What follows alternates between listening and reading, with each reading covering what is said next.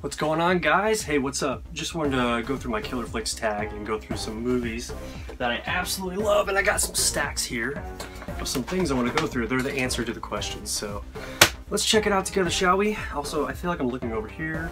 The camera is over here. Whatever. I've never done this before. It's gonna be one take. We'll see how it goes. Number one, who is your favorite vampire character performance in a killer flick? And guys, I tell you what, you know who I'm going to? The man, Bill Paxton in Near Dark. He is unhinged. He is crazy. That bar scene is wild. Near Dark. That cover is terrible though. It's like Twilight or something. What were they thinking when they released this with this cover? This movie is too good for that cover. But yeah, Bill Paxton. Boom. Number two, what's the very first killer flick that opened your eyes to the world of horror? And for me, you guys are gonna laugh at me, but this movie genuinely scared me when I first started watching horror, and that is The Grudge. Not even the Japanese version, I'm talking the American version, The Grudge with Sarah Michelle Gellar, and oh my goodness, that attic scene terrified me.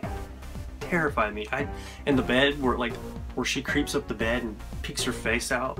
Oh my gosh, yeah. It still kind of gives me the willies just based on like how I felt when I was younger. So anyway, yeah, The Grudge is one of them, and the other one is Misery. Saw this like TNT on TV back when I was a kid, and didn't really watch horror movies, wasn't allowed to watch horror movies, but mom and dad let me watch this for whatever with my best buddy Mike, and we liked it. I liked it, and I own it.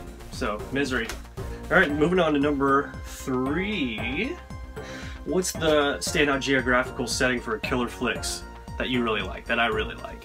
And one is space, and you might be thinking, he's gonna say Alien. No, I'm not. I'm gonna say Event Horizon. Boom! What a twist. Yeah, this movie, guys, it is intense, it is freaky. It's also a shame all those hell scenes were deleted because they are terrifying, and it would be interesting to see what they actually look like. But Event Horizon, that spaceship is nuts, and this movie makes me feel claustrophobic, paranoid. Yeah, that movie gets me. And I just don't have one answer for this. I got a couple more.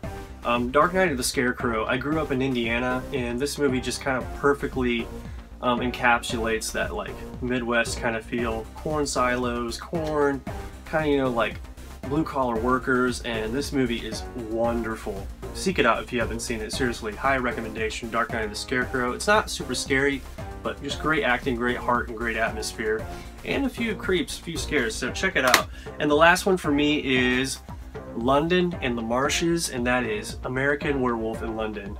And that first half of this movie is so chock full of atmosphere. It's incredible. And yeah, it's one of my favorite settings in a horror movie, is that first half with like the pubs, and especially when they're walking out in the marsh and you hear the sounds of the werewolf. They don't know what it is, and it's creeping around and they're looking everywhere. So good. Love it. Alright, let's go on to the next question. It says, what is a killer flick you're most embarrassed to say you love? Guys, I don't know if you know this, but I am the king of schlock. I have an entire collection of So Bad It's Good movies, and there's a few, not even necessarily So Bad It's Good, but bad movies, maybe? But this one is So Bad It's Good to me. I love it. It's by the director of Troll 2. It's Monster Dog with Alice Cooper. Oh yeah, guys, watch Monster Dog. Oh man. Yeah. And this one, a lot of people don't like it. I do. I like it. It's Devil. And what's interesting to me is like M. Night Shyamalan tried to hide, I feel like, that he even had anything to do with this film. And I remember watching it and I was kind of creeped out. It's not like a completely terrifying movie, but there's a lot of horror elements in it. Devil, don't get trapped on the elevator with the devil. Yeah. Okay. Next one, Spookies. This movie is insane. It's two movies mashed together, and it is hilarious. And practical effects, the gore, it's amazing. Check this out, guys. I recommend Spookies.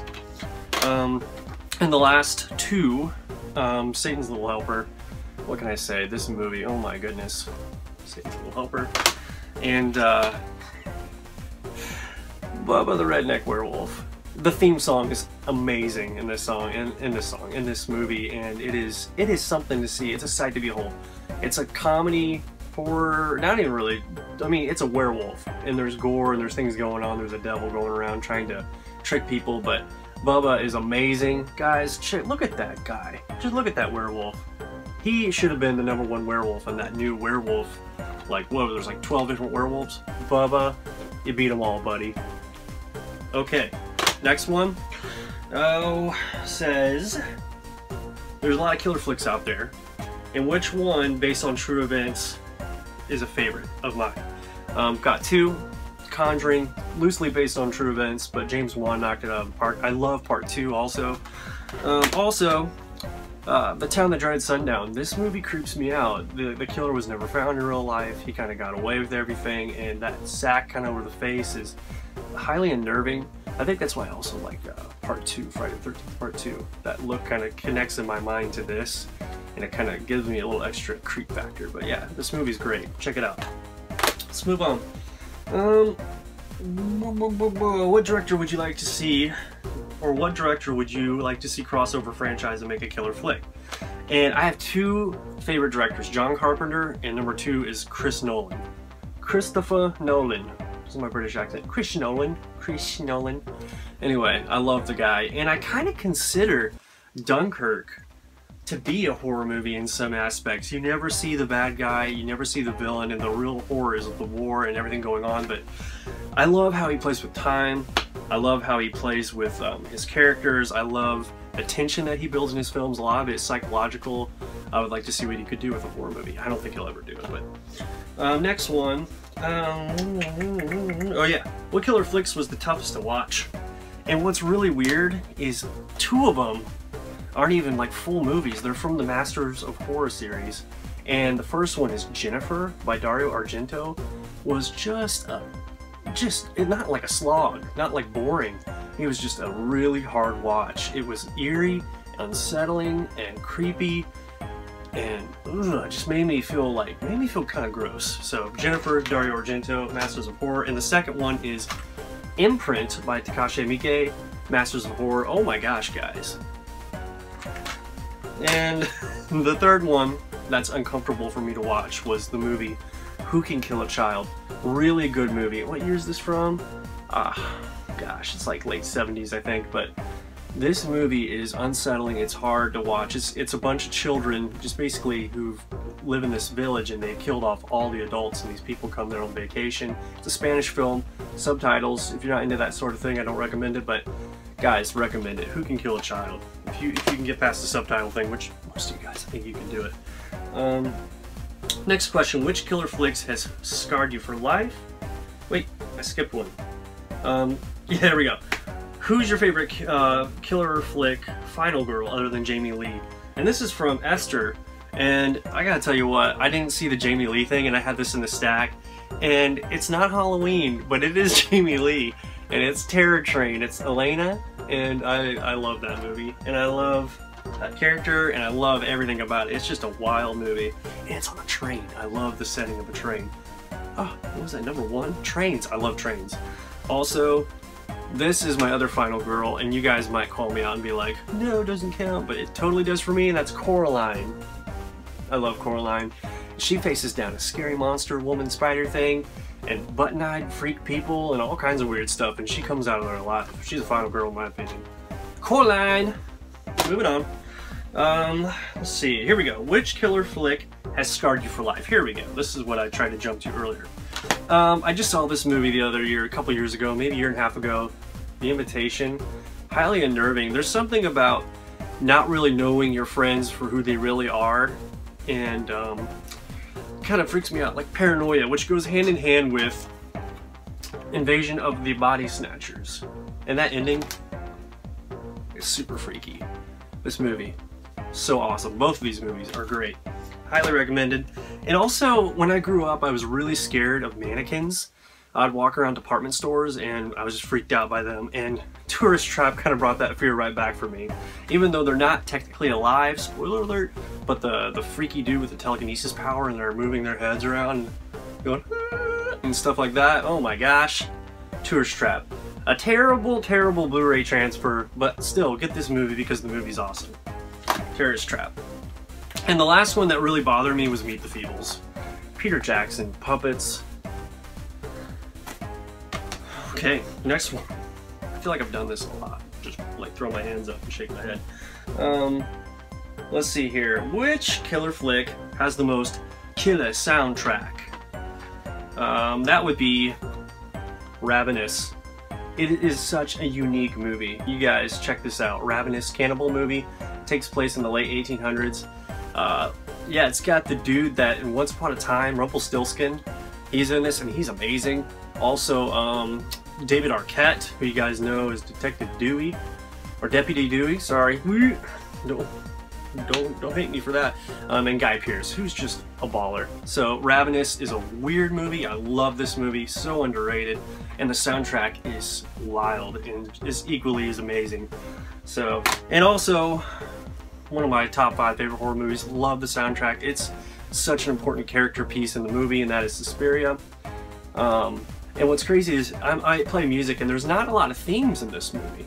There's not a lot of different parts, but what there is so impactful and so powerful and creepy, especially the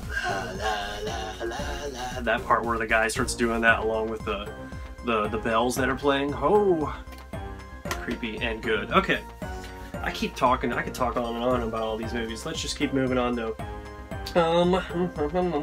What is the single greatest kill in a killer flick? And I'm gonna have to go with Black Christmas, the bagging scene. Freaked me out. It is scary. It is intense, and that's a horrible way to go.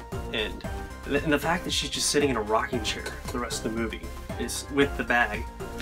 Oh gosh, you guys have seen it. You know it. Let's see here. What's the single best performance in a killer flick? I'm gonna go with, I've already said this movie once, but Misery. I mean, Homegirl won the Oscar for this movie, and it shows, and it still stands the test of time, and it is still unnerving. Misery is a great film. Also, the mom in the orphanage, to me, did a great job. It's a powerful movie.